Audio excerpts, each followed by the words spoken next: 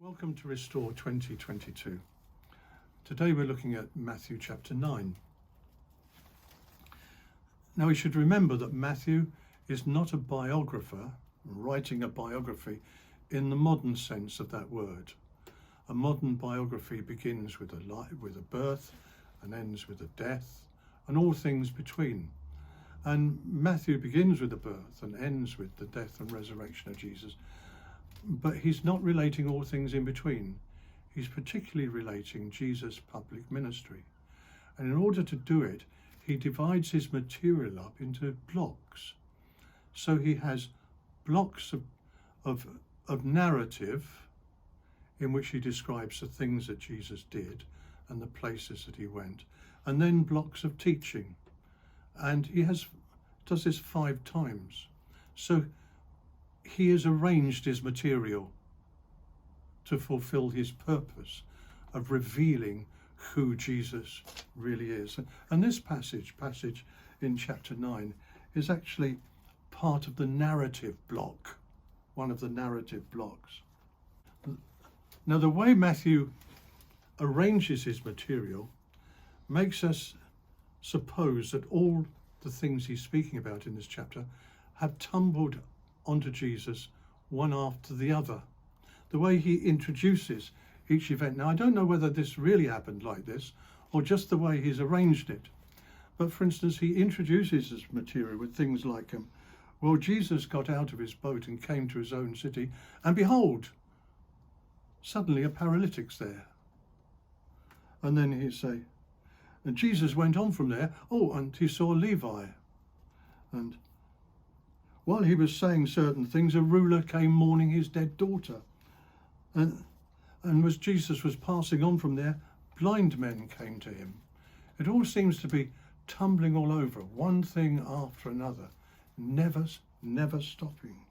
The chapter begins with Jesus forgiving a man his sins, and then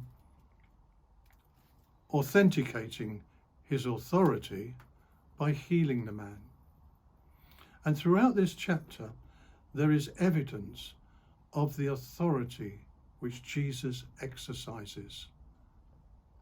He has authority from God to forgive sins. He has the power of life to restore a dead girl to the living world, raising her from her deathbed. He has the power, the dynamic power to heal people of all kinds of diseases. He even has the authoritative power to command demons from the occult world and dismiss them and release men from their power. It's not just that he has the authority, but we see him using it, expressing it, setting people free with it. And all the time he's doing this, there are interruptions. So that, for instance, when he was off to see the ruler whose daughter had died, he was interrupted halfway and he dealt with it. And then he has interruptions. There's a bunch of Pharisees who are like stalkers, going with him everywhere, criticizing everything he does, trying to bring him down, and he deals with it.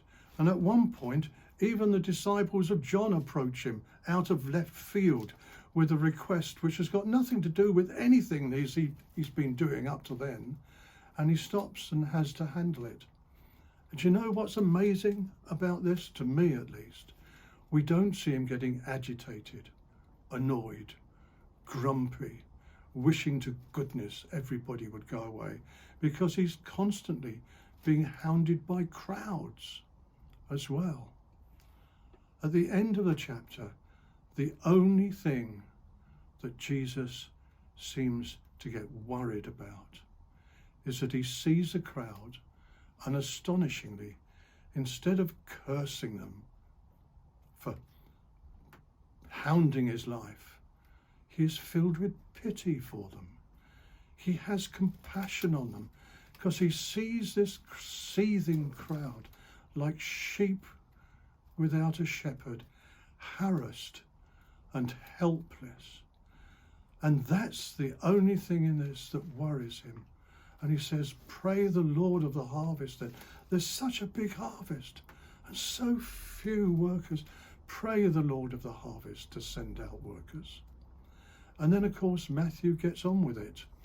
But that's in the next chapter, which weren't in the original book that Matthew wrote. But to find out what he does about it, you'll have to wait till tomorrow.